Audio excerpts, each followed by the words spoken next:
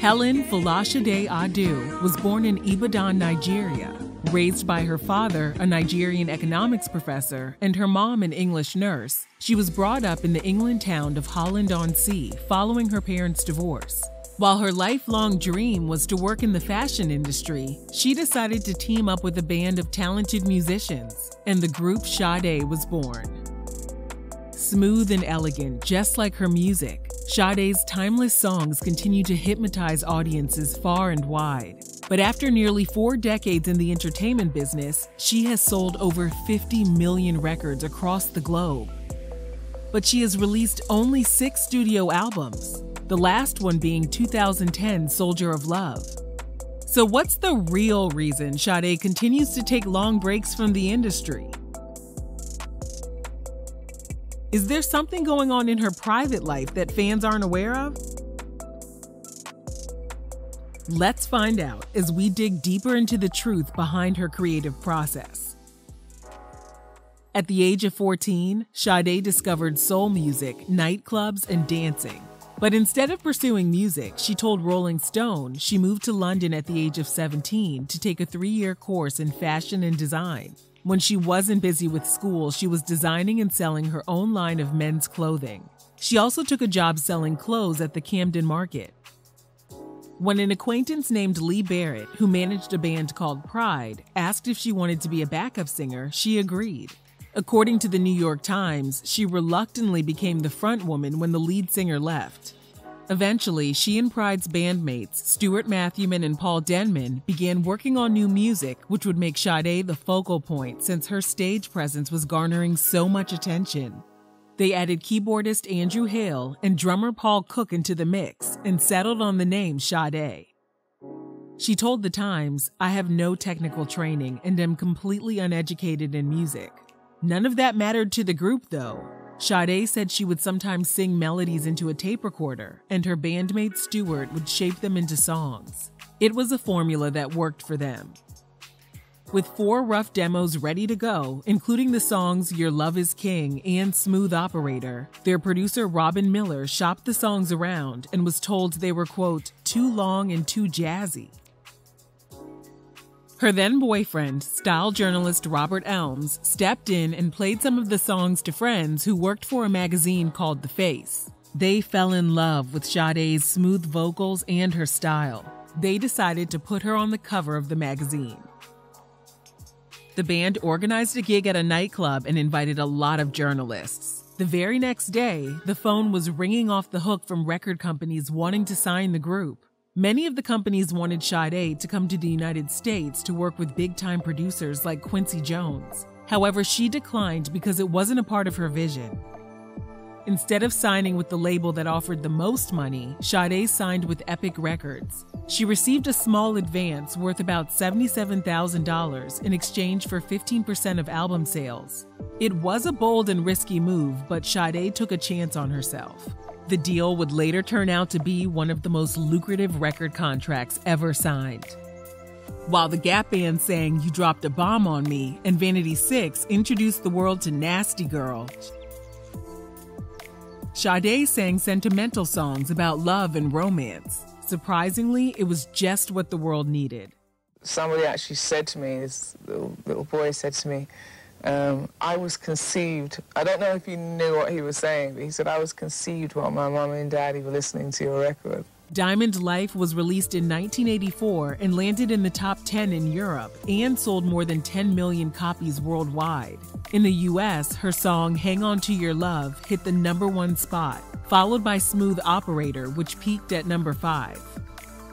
Sade embodied sophistication, style, and class, but at the time of the album's release, she and her boyfriend Robert were actually squatting in various places around North London.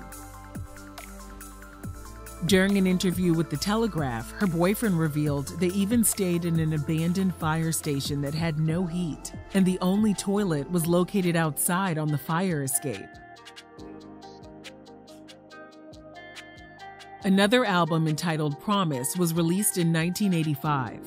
It sold 9.3 million copies worldwide, and Sade took home the Best New Artist award at the Grammys. She also began to spread her wings creatively by making her acting debut in the 1986 film Absolute Beginners. The album Stronger Than Pride was released in 1988. According to the Daily Mail, her success in the United Kingdom had dwindled and the album was bashed by critics.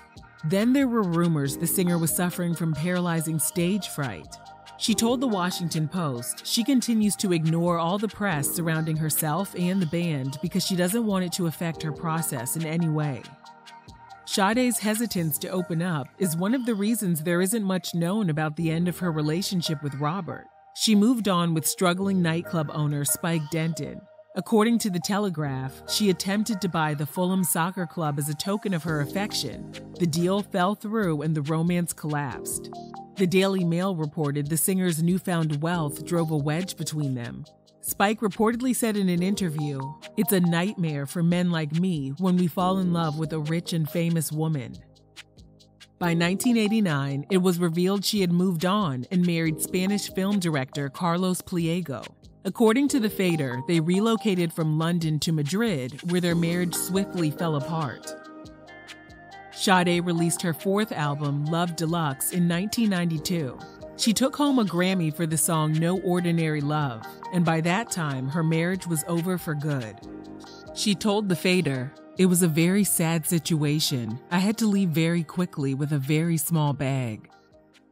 Next came many years away from the spotlight as she went on a path of rediscovery. She moved back to the UK and settled into a home in North London.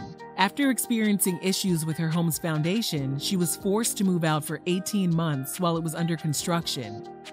Thankfully, she didn't need to work due to her financial stability. So when her love life and home were literally crumbling right before her eyes, she took a break and admitted she didn't know if she'd ever put out another studio album. To keep fans satisfied, a greatest hits album was released in 1994. She also started a new relationship with Jamaican music producer Bob Morgan. Their love produced a baby girl named Michaela in 1996. She dove deep into her new role as a mommy, and in an effort to connect to her boyfriend's heritage, she moved to Jamaica. However, their happiness was interrupted in 1998 when a warrant was put out for her in Kingston, Jamaica for reckless driving after she failed to pull over for an officer. Sade told Time magazine the event got blown out of proportion and accused the police officer of trying to bribe her. She skipped out on 3 court dates and told the magazine she would avoid getting locked up by never stepping foot on the island again. In 1999, things in her personal life had finally calmed down. She told Time magazine, "When I go in, I like everything in my life to be very peaceful." That didn't change the fact that she was hesitant to put herself back into the limelight, though. She told The Fader, "Beforehand, I was living my little anonymous life. But that whole machine that starts going when you make a record, it was all about how that change was going to affect my life and my new life as a mother." It took her 1 year to complete Lovers Rock, which was released in 2000. Thanks to the smash hit By Your Side, the album has since been certified triple platinum. It also earned her the Grammy Award for Best Pop Vocal Album. The band's first live album, entitled Lovers Live, was released in February 2002. Suddenly, Sade disappeared. According to the New York Times, she and her daughter's father split up, and she began dating a former Royal Marine and fireman named Ian Watts. Sade told a local newspaper, "I always said that if I could just find a guy who could chop wood and had a nice smile, it wouldn't bother me if he was a thug or an aristocrat, as long as he was a good guy. And I've ended up with an educated thug." Sometime around 2005, Sade, Ian, her daughter, and Ian's 18-year-old son from a previous relationship moved into a rundown stone cottage in rural England. The Daily Mail reported neighbors would often see Sade visiting the local garden in her 10-year-old Mercedes. She enjoyed domesticated life for a while, up until 2010, 10 years after the release of Lovers Rock. She had quit smoking and was ready to show the world what she had been working on. Her 6th studio album, Soldier of Love, was an instant success. She told The Post that the album's creation was both a mission and a spiritual experience. It remained at the top of the Billboard charts for 3 consecutive weeks, and the band snagged a Grammy Award for Best Group Performance. She went on a world tour and described stepping back on stage as a mixture between elation and fear. She told the Post, "I was just relieved that it was over, relieved that it was a success." Following the tour, she slowly backed away from the spotlight. She told the Daily Telegraph, "I consciously keep my distance from the world. I really don't want to give any more. It's for my own sanity and independence. I don't want everybody knowing all my troubles. I'm too proud." When the interviewer asked about rumors she was a pot-smoking recluse who barely leaves the home, Sade answered, "Maybe. Huh? Who knows?" The next time we heard from her was in 2016 when her daughter Michaela introduced himself as Isaac and shared his transition journey as a transgender man. In an Instagram post, Isaac wrote, "Big up to my mama, papa, family, and friends for all the support you give me on the daily. It'll never be forgotten." In 2018, after an 8-year hiatus, Sade returned with the song Flower of the Universe, which appeared in the film A Wrinkle in Time.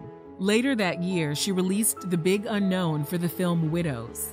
She gave a rare interview to British Vogue in July 2020 and revealed she, her partner Ian, her mom, her goddaughter, and their dog were social distancing at her farm in the West Country, while her son Isaac was isolating in California with his true love.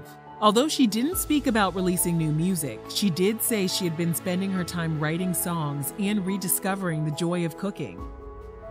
Aside from a 6-album vinyl box set called The Far that is scheduled for an October 2020 release date, it appears Sade is in no hurry to rush her next masterpiece.